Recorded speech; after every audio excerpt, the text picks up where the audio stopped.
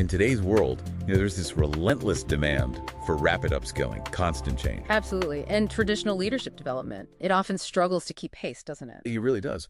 But what if there was a way, maybe a framework, to acquire skills much faster, making learning feel, well, almost illegally effective? Ooh, I like the sound of that. Right. So today, we're digging into the PDSA cycle. We're calling it the Leader's Accelerator for personal mastery. PDSA. Yeah. Exactly. Think of this deep dive as your shortcut, helping you turn everyday challenges into, like, a personal learning lab. It's fascinating. Its origins, often used in, say, manufacturing or healthcare improvement. Right. But it started much earlier. Walter Schuchert, back in the 1920s, developed it as a scientific method for quality control. Okay. But it was really his mentee, Dr. W. Edwards Deming, who took it and, well, transformed it, made it a whole philosophy for organizational learning, much bigger than just factories. And Deming's specific take is crucial here, isn't it, for you, the listener? He insisted on PDSA, Plan, Do, Study, Act. Yes. Not PDCA. Right, not check. He apparently really disliked the word check. Why is that? Well, he saw check as just superficial, like a tick box exercise.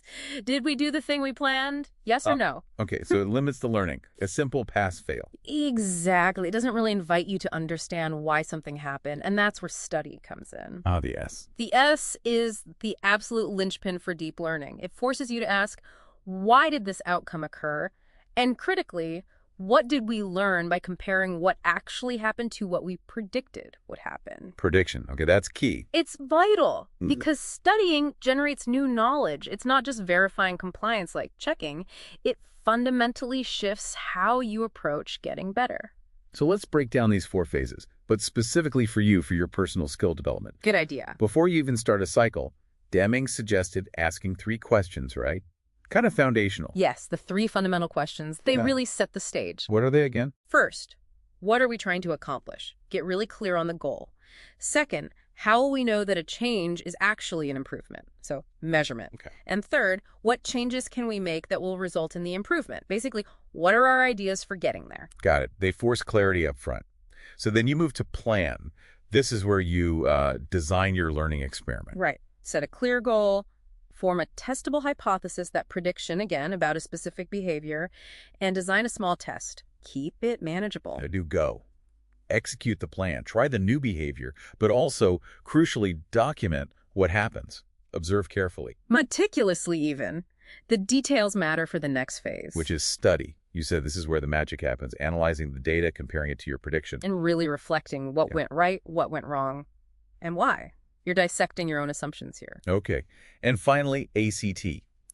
Based on what you learned in study, you decide what to do next. Exactly. You either adopt the change if it worked well, adapt it, tweak it based on your learning, or maybe abandon it if it was just off track.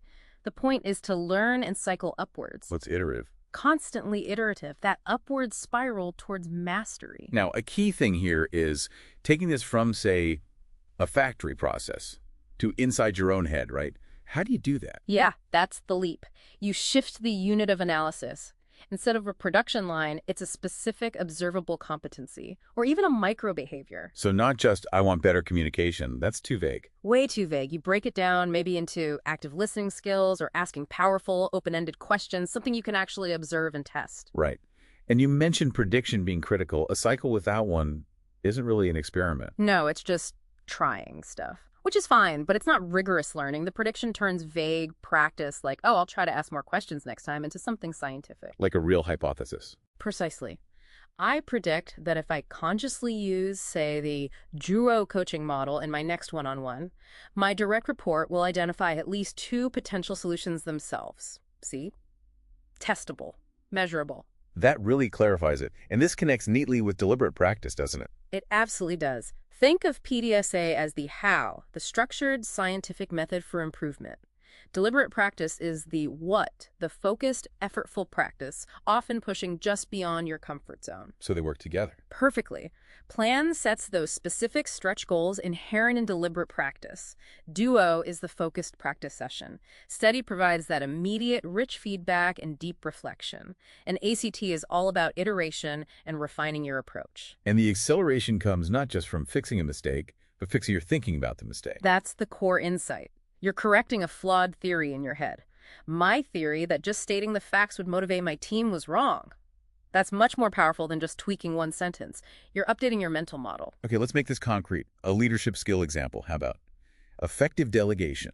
Good one. Common challenge. So we deconstruct it. Maybe focus on the micro skill of clearly defining the desired outcome and the strategic intent. Perfect. Something specific. Let's say you decide to use a tool, like a definition of done document. A checklist outlining what success looks like for the task. Okay, a tangible change. So, plan. You hypothesize using this doc will lead to clearer understanding.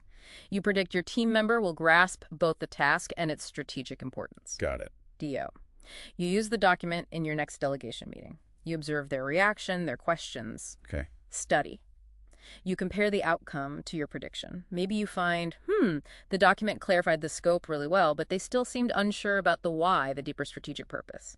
Your prediction was only partially right. Interesting. So the document wasn't enough on its own for the why. Exactly. Yeah. You realize maybe you relied too much on the paper, not enough on the narrative. So ACT. Yeah. You decide, okay, adopt the document, it's useful for scope, Yeah. but adapt the process. Next time, add a section to the doc, like the core question this work must answer. Nice. And maybe also verbally tell a quick, 2-minute story about the strategic context, the why behind the task. So you're iterating, improving the process based on the study phase. That's PDSA in action. And psychologically, this is big. A failed experiment where your prediction is wrong. It's not you failing. Not at all. It's just a disproven hypothesis. It's data. Yeah. Valuable information. It actually gives you permission to try things, to fail forward, which is honestly liberating. It takes the ego out of it. Completely. Makes the Yes, whole right. process sustainable. So wrapping this up, by really internalizing this combined engine PDSA plus deliberate practice, Yeah. you essentially turn your daily work into this ongoing learning lab. You do. It becomes the way you operate. It's like learning the meta skill, right? Yeah. Learning how to learn, but in a really structured, effective way. Exactly. And the final thought, maybe the provocative one for you listening. Mastering this for yourself. It doesn't just speed up your growth. There's more. Yeah.